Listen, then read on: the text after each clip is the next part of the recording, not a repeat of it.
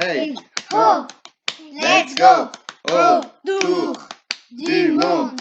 Hey, ho, let's go autour du monde. Allez, salut à tous. Hola. Un coucou du Mexique où on a fait donc la partie qui concernait le Yucatan. Donc on est arrivé du Canada où le froid commençait à venir et puis on a atterri à Cancun où on a gagné pas mal de degrés. Une vingtaine. Une vingtaine de degrés. Et donc là on a pris la direction d'abord de Valladolid. Et on n'était pas tout seul pour prendre la direction de Valladolid. Non. Parce qu'on a récupéré Stéphane qui nous a rejoint donc dans l'aventure The Remote World Tour. Voilà, et c'était avec un grand plaisir qu'on l'a accueilli.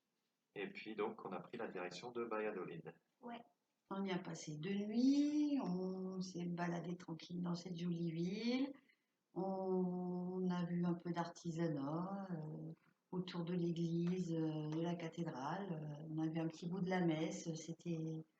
C'était la fête. Enfin, une petite journée tranquille pour commencer le Yucatan. Ensuite, on a pris la route pour Mérida, mais en chemin, on s'est arrêté pour visiter le site archéologique de Chichén Itzá, une des 7 merveilles du monde.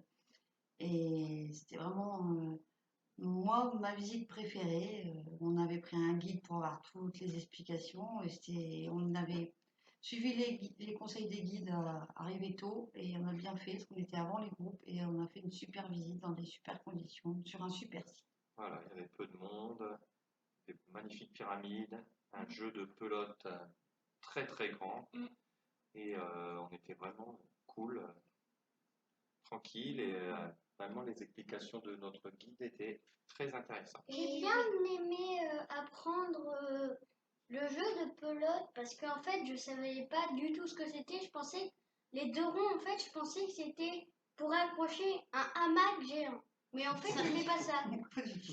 Et ouais, en fait, il faut faire passer la balle dans les ronds et puis tu gagnes le droit d'aller parler aux dieux. Et donc, tu te fais tuer. Sacrifié. Décapité. Voilà. Ouais. Donc, tu gagnes, tu meurs. Et ça. c'est un honneur. Voilà, C'était un grand honneur. tout un Il fallait concept. sauver l'ensemble de la communauté en allant parler aux dieux. Ensuite, donc du coup, le soir, on est arrivé à Mérida, une jolie ville principale du Yucatan. Et du coup, on a d'abord la première journée, on s'est baladé dans Mérida, qui était une ville très sympa. On a vu beaucoup de boutiques d'artisanat avec de très jolies réalisations. Très belle. On a fait notamment une boutique donc, qui présente de l'artisanat maya, et vraiment de grande qualité. C'était plus beau que beaucoup de musées, un étage, des galeries, c'était vraiment superbe.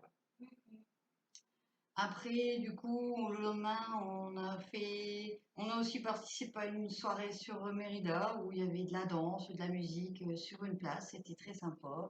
Ouais, on a bien dansé, hein les filles? Sur la place où il y avait l'orchestre qui jouait. Tu te souviens plus? Qu'on a dansé. T'as tourné. T'as dansé avec Esteban, avec papa, avec Stéphane. Ah oui. Ça y est? Ouais. Et tu voulais être devant la scène pour Ouais. danser.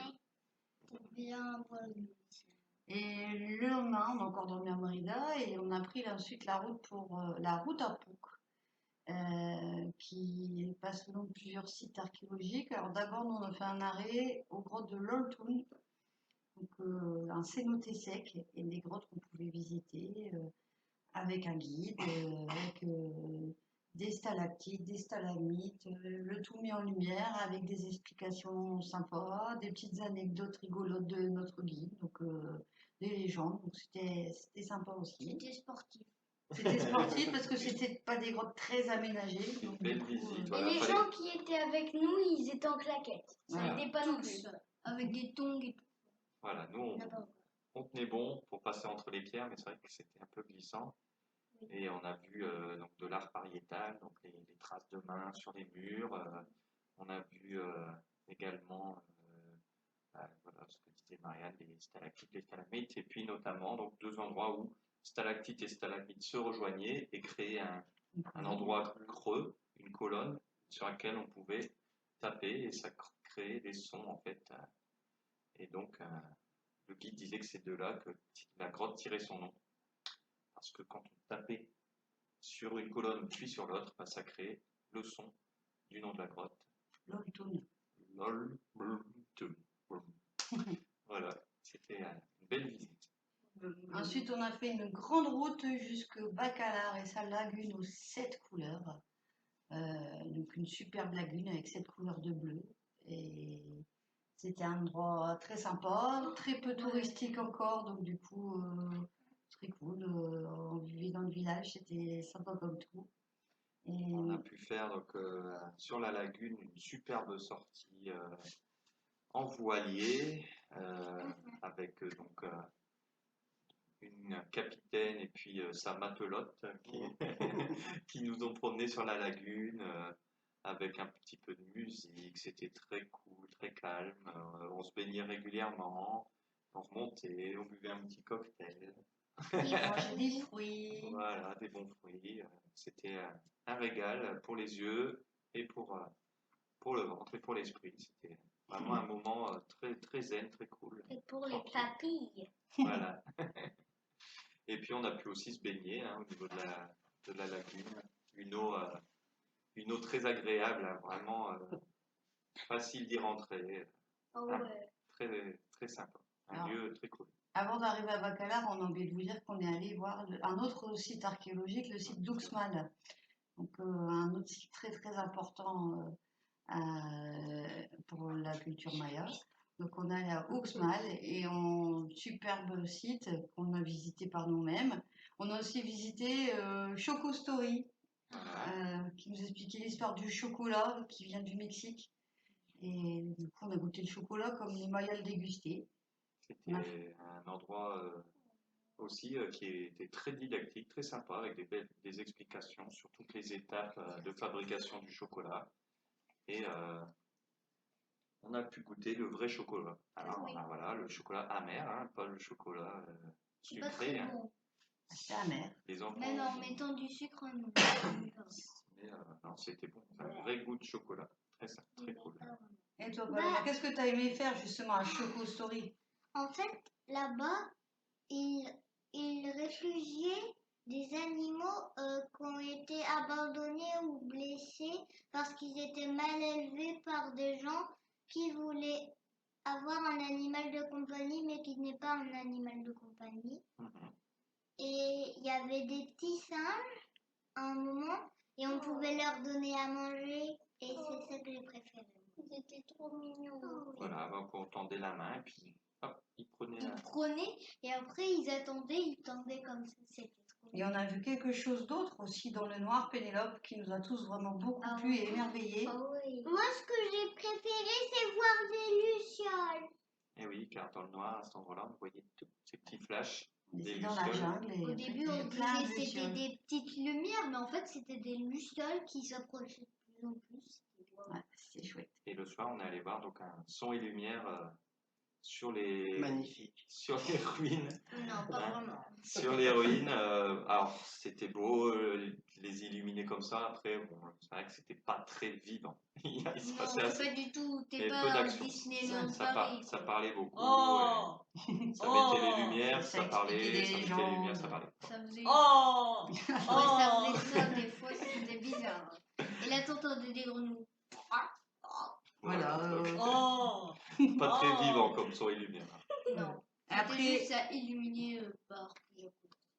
Oh Après la lagune de Bacalar, on est allé à Touloum. Donc Touloum qui est très connu pour avoir des ruines qui en bord de mer. Donc, du coup, on a fait plusieurs choses. On a évidemment visité ces ruines. Magnifique, avec vue sur la mer. On s'est baigné à la plage. Mhm. On a vu les ruines depuis la mer. Voilà, on a fait une sortie bateau pour les voir depuis l'eau. Et puis on a pu se baigner lors de cette sortie-là avec les masques et les tubas pour voir un peu le corail, pour voir la faune aquatique. Pas de chance, on n'a pas vu de tortue. Ça aurait été possible, mais on n'en a pas vu cette fois. Et qu'est-ce qu'on avait vu, Seven?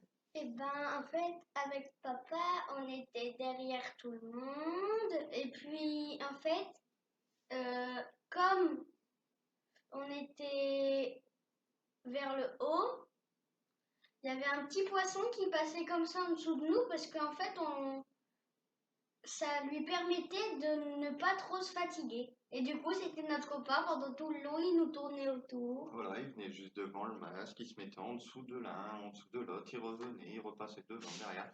Et donc, il s'économisait grâce à nous. Et à Toulouse, on a aussi découvert les cénotés. Alors, Stéphane, Pénélope, Paloma et moi, un cénoté de baignade. Et moi, Et Esteban, pardon. Donc, les cénotés, hein, ce sont des trous d'eau, en fait, hein, qui se sont formés avec la météo. avec l'érosion. Hein. Et Des dinosaures. Non, c'est l'érosion qui a créé. Oh. Et si, le guide des grottes, oui. ça va expliquer Ah ouais, que ouais. c'était aussi de cette origine-là. Et donc le cénoté où on pouvait se baigner, et moi je suis allé dans un autre cénoté où j'ai pu faire 2 plongées. Et aussi, au cénoté où on était allé, on a pris des photos. Et puis, des photos, en fait, c'était nous qui allions dans l'eau. Mais une photo, c'était que si on changeait de photo qu'on voyait qu'on tombait dans l'eau. Alors, Et puis on pouvait nous faire voler. peut-être que vous verrez ces photos quand on pourra faire ce montage. Oui, peut-être. Voilà, on a utilisé la GoPro. Voilà. Et donc moi j'ai pu faire donc une plongée en cénoté, donc par contre là vraiment fermé, hein, j'avais de la paroi au-dessus, de la paroi en dessous, on passait entre les stalactites et on allait sous l'eau, on passait dans des grottes, donc c'était vraiment une expérience magnifique. Et aussi, à notre cénoté, il y avait une toute petite grotte, mais de vraiment chez petite de chez petite. Hein. Ah oui, on pouvait aller dans une petite grotte, explorer un tout petit peu. Et maintenant, là, on vous parle depuis l'île d'Olbosch, qui, du coup, est notre dernière étape dans le Yucatan avant demain de reprendre la route. Alors, nous pour Cancun et prendre un vol pour Mexico. Et pour Stéphane, on va l'emmener à Playa del Carmen où il va terminer son séjour dans le Yucatan. Avant de reprendre la route. Avant de rentrer là-haut. En tout cas, moi, j'ai apprécié les 10 jours de visite déjà passés et surtout de retrouver mes amis. C'est mignon. Chacun son tour. Je vais vous Qui sera le montrer suivant? quelque chose. Ouh. Donc voilà, donc la prochaine étape pour le Romance World Tour qui aura perdu un élément, donc avec Stéphane qui sera rentré, ce sera Mexico, la capitale, et puis on vous fera sans doute une nouvelle vidéo depuis la capitale donc mexicaine. Et Esteban a vécu un événement ici À au Mexique, à Olbosch. Vas-y. J'ai perdu une dent. Voilà. Regardez-la. Elle est là. Voilà. Et il a quand même gagné 4 pesos, la souris Speedy Gonzalez, on pense que c'est elle. Voilà, c'est Ah pas ouais. Elle est rien. passée et elle lui a déposé 4 pesos. Parce que vraiment, c'est passé super rapidement. Et voilà, on a On même est pas vu passer. on est sorti 2 heures. C'était en Pour pleine aller journée. manger et puis on est Et revenu. puis on voilà. est revenu. Boum, il y avait une pièce. Voilà. Voilà, donc on va vous dire à très bientôt. Stéphane va venir saluer quand même, hein, avant, parce que vous ne le reverrez pas sur nos vidéos avant quelques mois. À bientôt, je suis désolé, je fais à manger. Il a les pattes dans les mains. Allez, on vous dit Hasta à bientôt. luego. Hasta luego. Hasta luego. Hasta luego.